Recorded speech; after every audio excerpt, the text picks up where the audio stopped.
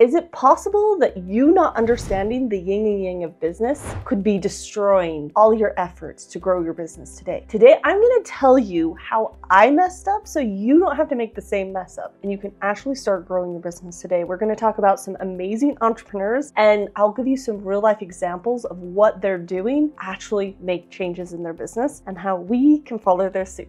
Now, from the outside, Alex Hormozi seems very masculine. There's nothing about this guy that is not masculine from the outside. And he talks about taking action, about plowing through, about doing the reps. On the other hand, we have Brooke Castillo. She's a life coach and she's all about teaching people about feelings and their thoughts and how their mind controls what happens in their life. Now, from the outside, we see these as polar opposite, completely different people. But what we don't realize is they both have a balanced yin-yang energy. They're both coming across as the feminine and the masculine together. Let's dive into what this actually looks like. Now, Alex Hormozi is very masculine energy. He is all about taking action, getting the reps in, and just manning up and doing the hard thing. But he also has the feminine energy, the mindset of, I'm just gonna do this thing, and it's okay if people say no the first few hundred times. I'm just gonna keep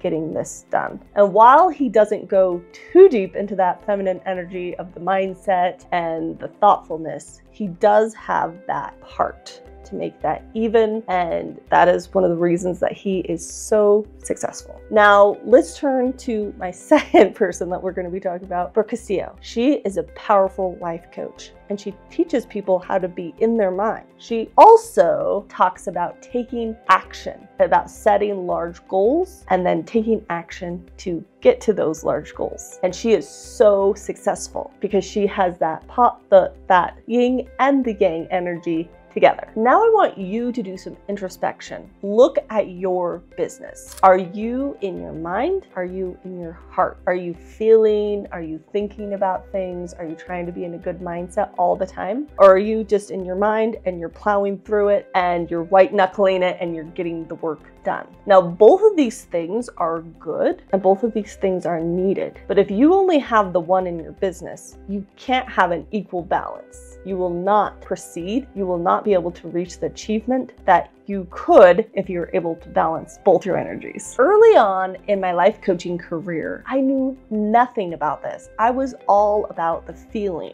all about helping people, all about that magical land where everyone's happy and good and doing well. I did not have that masculine energy of the get the work done. I didn't know what the work was and I didn't know how to get it. Then I hired a coach who happened to be a man, and he asked me how many clients I wanted to have a month. I told him, and then he said, okay, well, to have that many clients, you need to get on this many phone calls and make this many offers, and you need to be in this many communications, and you need to make this many cold outreaches. And my mind was blown away. I had been wanting and thinking and imagining all these clients coming to me, but I wasn't taking the action I actually needed to have those clients come to me. I was all about the thoughts and not about actually taking the action that was going to cause those clients to sign up. So what would your business look like if you had a proper feminine, masculine balance? If you had the mindset and the right position and that listening to your intuition, and you were also doing the hard work and getting stuff done. What would that look like? And what would some of the signs of being successful be? Would you have enough clients? Would you be making enough sales? Would you be feeling good about those clients and the sales? Where would you need to be to get to the result that you want to? So I'm in this Facebook group where all these coaches are talking about how they meet with a potential client and the client says no. And their answer to that is, well, I just need to have a better mindset. I need to work through my emotions around this and get to a place where I can attract the people that are going to say yes. Now I'm saying, yeah, have good mindset, but you have to be taking enough actions to get the results you want. If you're only making one offer and that's the only offer you have, there's a good possibility that person will say no. You have to make enough offers that you have a good chance of getting all the clients that you need and want. Now, a lot of people misuse the term faith.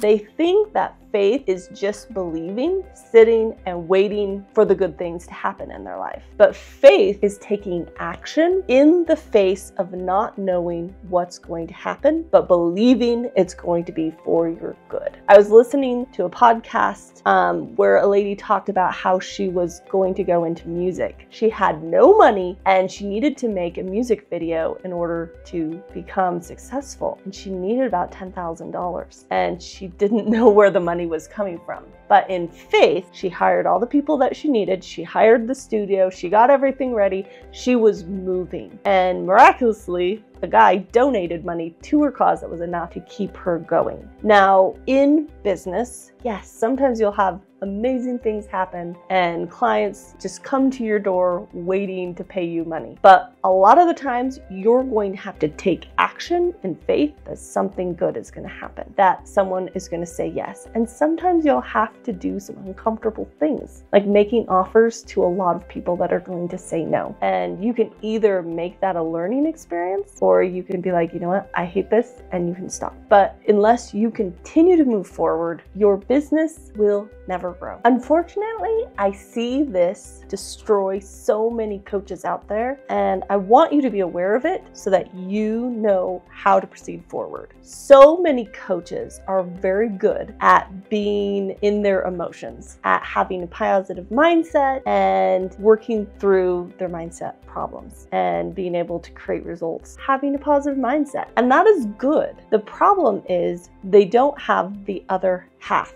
And it makes me think of like a yin yang symbol. We know that you need the feminine and the masculine for things to work out and be stronger. So the masculine would be the action taking, the analytical part, the looking at like what's really happening in your business. Where are the numbers at? Now, a lot of times people resist that half because they think that it means that all you care about is money. But the simple underlying truth is, if your business isn't making money, it's a hobby. And if you're not making money, you're not helping the people that you need to help. And if you're not making money, you will not be able to continue to help people. Even if you're helping people for free, you're not going to be very successful. So we need to be successful in order to help people, in order to have a successful business. And we need to be able to take those actions. So along with having a good positive mindset and working through our own emotional issues, we also need to be able to take action, to know what that action needs to look like. So I remember a coach told me, okay, Katie, how many clients do you want a month?